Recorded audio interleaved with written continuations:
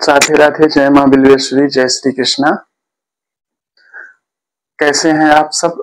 बहुत ही पूर्ण विश्वास है भगवान की मंगलमय दृष्टि, मंगलमय कृपा आप सब पर है, आपके परिवार पर है, और उतनी ही मंगलमय रूप से सरस्वती माँ का आशीर्वाद भी है, जिससे कि आपका अध्ययन चल रहा है।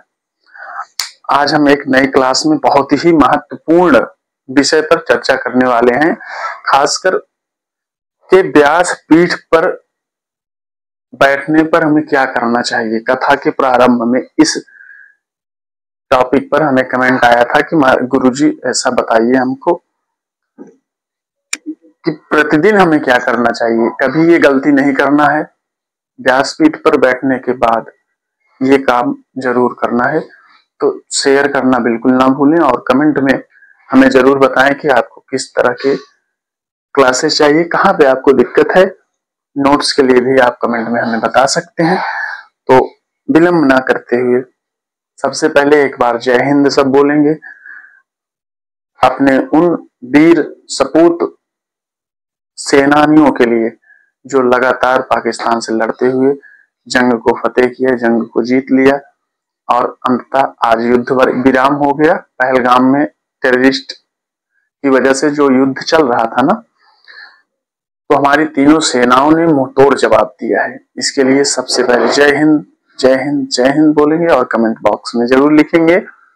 अब हम चलते हैं आपके अपने इस भागवत यात्रा पर जो हमने प्रारंभ किया है आप लोगों के साथ मिलकर के। तो सर्वप्रथम हमें क्या करना चाहिए व्यासपीठ पर बैठने के उपरांत?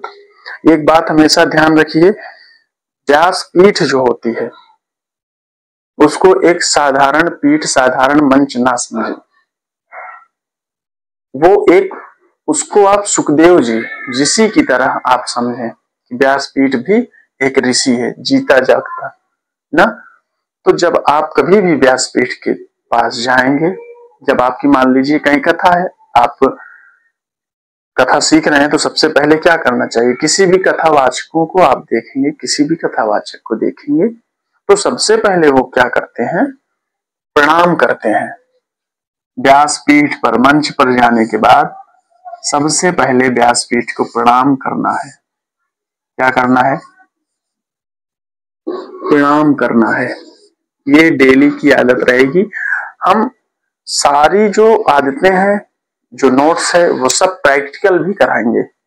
आप बात समझिए, आप क्लास लेंगे, नोट्स बनाते चलेंगे, नोट्स तैयार हो रहा है, आपको मिलेगा, तो वो सारी चीजें आपको प्रैक्टिकल भी यहाँ कराई जाएंगी।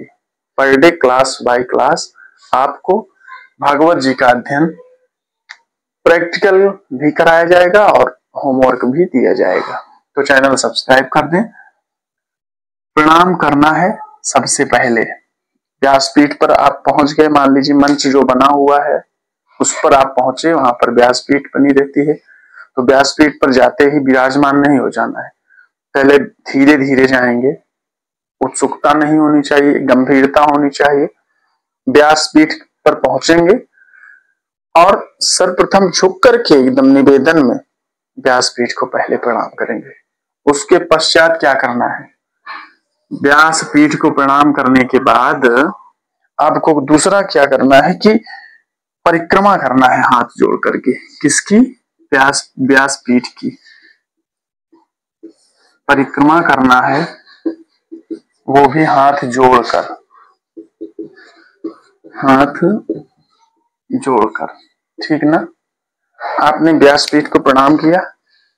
अब उसके बाद आपको क्लॉकवाइज, मतलब जैसे घड़ी की दिशा में, इस तरह से आपको राइट साइड परिक्रमा करनी है। ऐसे हाथ जोड़ करके व्यासपीठ को धीरे धीरे आपको परिक्रमा करनी है। परिक्रमा करने के बाद जब फिर सामने आए तो फिर से एकदम झुक करके पुनः प्रणाम करेंगे व्यासपीठ को। प्रणाम करने के बाद तीसरे नंबर पे आप श्रोताओं को प्रणाम करेंगे। श्रोता मतलब कि बैठे हैं, कोई आपकी कथा सुनने आए हैं। हमारी कथा तो कोई सुनेगा नहीं, कथा तो भगवान की है ना। तो भगवान की कथा जो सुनने आए हैं वो भगवान के समान होते हैं। बात समझ रहे हैं ना? भगवान की कथा जो श्रोता सुनने आए, क्योंकि जहां कथा होती है वहां पर हनुमान जी जरूर होते हैं। तो किसके रूप में हनुमान जी बैठे हैं? सब श्रोताओं के रूप में बजरंगबली बैठे हैं। तो उन श्रोताओं में भगवान जी का ध्यान करते हुए आप उनको प्रणाम करेंगे व्यासपीठ पर विराजमान होने से पहले। एक बात मुझे याद आ रही है, अभी श्रोताओं को हनुमान जी की उपमा देने के बाद मुझे बात याद आ रही है। नाम नहीं लेंगे हम, एक हमारे मित्र हैं और वो भी कथा बोलते हैं। तो शुरुआत जब हुआ, काफी क्लोज हैं, उनका ये एक मानना है, उन्होंने कहा कि व्यासपीठ पर बैठो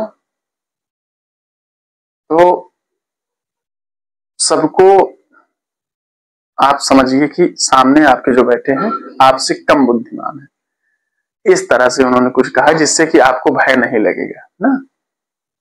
तो अलग अलग कथा वक्ताओं का अलग अलग मानना रहता है कि मेरे सामने मैं किसको कथा समापान करा रहा हूं, लेकिन मेरा जो मानना है वो मैं आपको बता रहा हूं कि सबको हनुमान जी समझ करके आप प्रणाम करेंगे ना।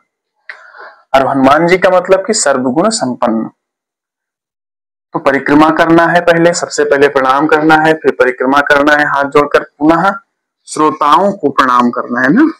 तीसरा नंबर, श्रोताओं को प्रणाम करना है, झुककर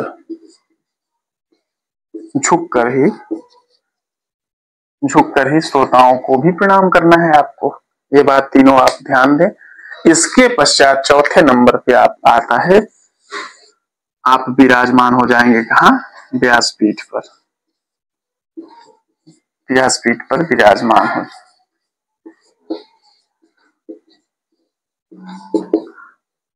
अभी हम एक वीडियो आपको कल देंगे, व्यासपीठ पर बैठने के लिए आपका पहनावा क्या होना चाहिए, आपका वेश क्या होना चाहिए। तो आप बने रहिए हमारे साथ, इसको नोट कर लिए और चैनल को सब्सक्राइब कर लें भागवत जी का अध्ययन करने के लिए, नोट्स के लिए, और भी हमारे साथ जुड़ करके इस मंगलमय यात्रा में और आगे तक निकलने के लिए। और कल हम आपको पहनावा बताएंगे, उसके बाद इसके आगे क्या करना है वो बताएंगे। तो ये आप नोट कर लें। सबसे पहले इसी की बात आती है, व्यासपीठ पर जाना कैसे है। तो अगर चैनल आपने अभी तक नहीं सब्सक्राइब किया है, सब्सक्राइब करके आप अपना हमें एडमिशन आप समझ लीजिए करा लीजिए। और हम पुनः आपसे विनम्रता भाव से विदाई चाहते हैं। कल हम वीडियो में आपको मिलेंगे फिर से। तब तक के लिए आप मंगलमय ढंग से भगवान का आशीर्वाद समझ करके अपनी अध्ययन यात्रा को बनाए रखिए। जय माता की, जय हिंद, जय भारत, जय भागवत जी।